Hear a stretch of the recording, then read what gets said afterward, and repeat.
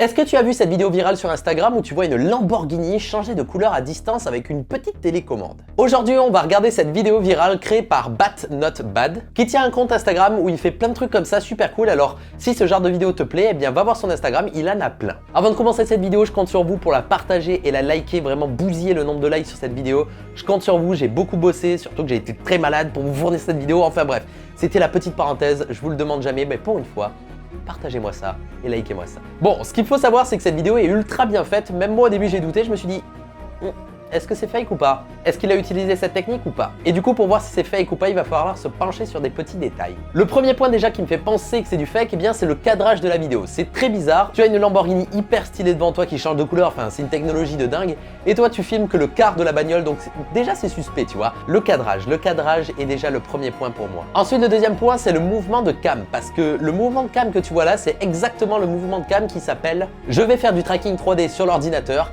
alors je fais pas le fifou ». Parce que si tu regardes le mouvement de cam de la vidéo, eh bien c'est un déplacement un petit peu robotique, il revient sur ses pas, il tourne légèrement, il monte pas trop la caméra, il fait pas trop d'avant en arrière, c'est vraiment léger et il revient tout le temps dans le même mouvement. Donc ça c'est à peu près bien, quand tu fais du tracking 3D et que tu te dis ça va être tendu, eh bien tu fais gaffe à ton mouvement lorsque tu filmes. Ensuite, pourquoi il fait très gaffe du coup à jouer avec le cadrage et le mouvement? Bien parce que s'il fait cadrer la voiture en entier avec beaucoup d'éléments du décor, eh bien ça trahirait beaucoup plus la 3D. Si on va voir sur son Instagram et qu'on regarde des plans un petit peu plus éloignés de ses bagnoles, on remarque directement que c'est de la 3D. D'ailleurs, il en a fait plein comme ça, on voit que le mec il réutilise les concepts qui marchent.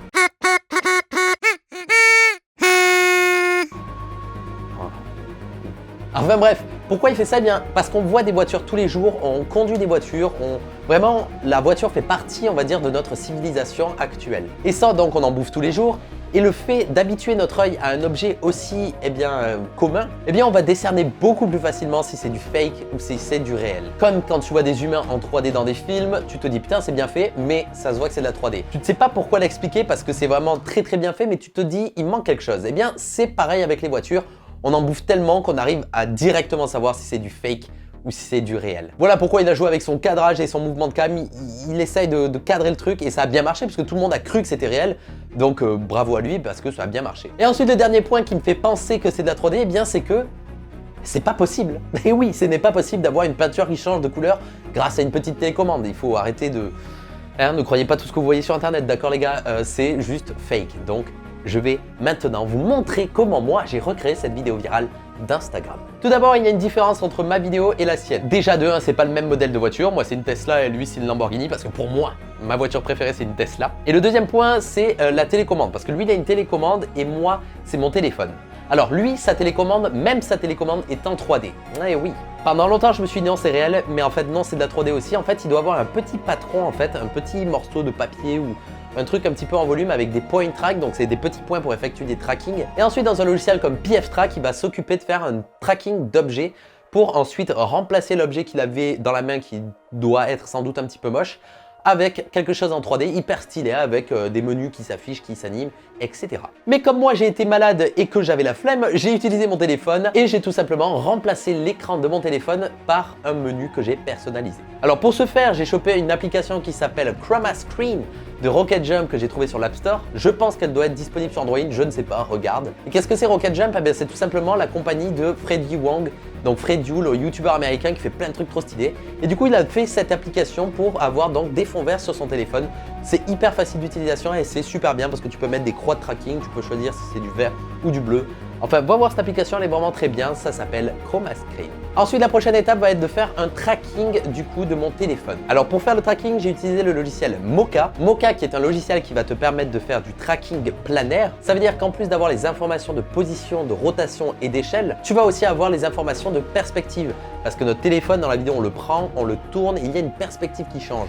Eh bien, le logiciel va pouvoir l'analyser et ça, c'est vraiment très cool. Une fois qu'on a fait le tracking, on va le prendre et l'importer dans After Effects et c'est à partir de là que j'ai modifié mon écran. Alors pour ce faire, déjà, pour enlever le vert, j'ai utilisé le plugin Composite Brush que tu peux trouver sur AEscript qui est vraiment fabuleux. Je t'en parle souvent parce que pour moi, c'est le meilleur plugin pour enlever un fond vert. Donc une fois que j'ai enlevé le fond vert, j'avais une sorte de trou dans mon image et à la place de ce trou là, j'ai mis mon écran et le tour était joué. Ensuite, j'ai créé quelques petits boutons comme on, off, des petites images et tout ça pour faire voilà, oh là là, c'est réel ou attention, ce n'est pas un fake avec le petit logo Tesla, voilà. détail. Donc voilà, et ensuite j'ai remplacé ça avec mon écran. Et voilà comment j'ai fait à peu près le téléphone et que j'ai changé l'écran. Lui, c'est à peu près le même système, sauf que tout ce que je viens de faire là, c'est de la 2D, sauf que lui, il le fait en 3D avec un objet en volume. Mais c'est à peu près le même système, mais pas les mêmes logiciels. Voilà, donc ça c'était la première étape. Maintenant, il va falloir faire donc l'incrustation de la voiture. Alors pour se faire déjà une voiture, il y a beaucoup de réflexions, tu sais, ça reflète pas mal l'environnement. Alors il va falloir créer un panorama HDRI. Alors, moi je n'avais plus de batterie sur ma caméra 360, alors j'ai créé un panorama avec une application mobile qui s'appelle 360 Panorama qui te permet du coup de générer des panoramas 360 degrés. Petit bémol, c'est que tu peux pas prendre des expositions différentes, c'est une seule exposition et c'est tout. Alors ça va juste me servir comme map de réflexion de ma voiture mais pas d'éclairage. La prochaine fois, je rechargerai ma caméra 360. Une fois que j'ai mon panorama, donc je vais chercher un modèle 3D sur internet de voiture Tesla. Donc j'ai pris une Tesla Model 3, cette voiture est fabuleuse. Elle est trop bien. Donc ensuite dans 3ds Max, j'ai mis ma voiture et pour avoir la bonne perspective et que ça marche bien, dans 3ds Max, il y a un petit outil super cool qui s'appelle le Perspective Match et du coup tu auras les lignes fuyantes X, Y et Z et ensuite toi avec des petits points, tu peux les repositionner là où tu veux pour donc avoir bien la même perspective et que ta voiture soit dans le bon angle. Une fois qu'on a fait les placements et tout, je vais changer la couleur de ma carrosserie en fonction de l'application. Voilà pourquoi j'ai fait la FX de la clé en premier, comme ça au moins j'ai une base pour savoir quelle couleur arrive à quel moment. Donc au début elle est blanche, après ça devient rouge, bleu et noir et ainsi de suite. Et ensuite même à la place de la couleur tu peux mettre une texture, donc moi j'ai mis mon logo, des textures que j'ai trouvées sur internet. Ensuite j'ai rendu avec V-Ray Next qui utilise le GPU pour bombarder et aller vite. Et voilà, ensuite j'ai fait le petit compositing dans After Effects et le tour était joué.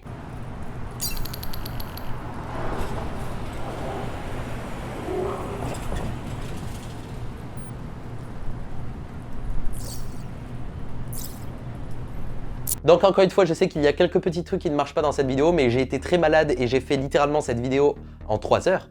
Donc ça a été très fastidieux et voilà, donc j'ai essayé de bricoler quelque chose, mais au moins vous savez que ce que vous avez vu avec cette Lamborghini est fake. Voilà, c'est la fin de cette vidéo, j'espère qu'elle t'aura plu. Si tu veux soutenir mon travail parce que j'essaye de fournir un maximum de qualité pour toi, eh bien partage cette vidéo, like-la, vraiment je compte sur vous, likez cette vidéo. Et abonnez-vous à mon Instagram, c'est atom_visual, je poste plein de trucs là-dessus et on est bientôt 20 000 abonnés, donc ça serait énorme de les dépasser.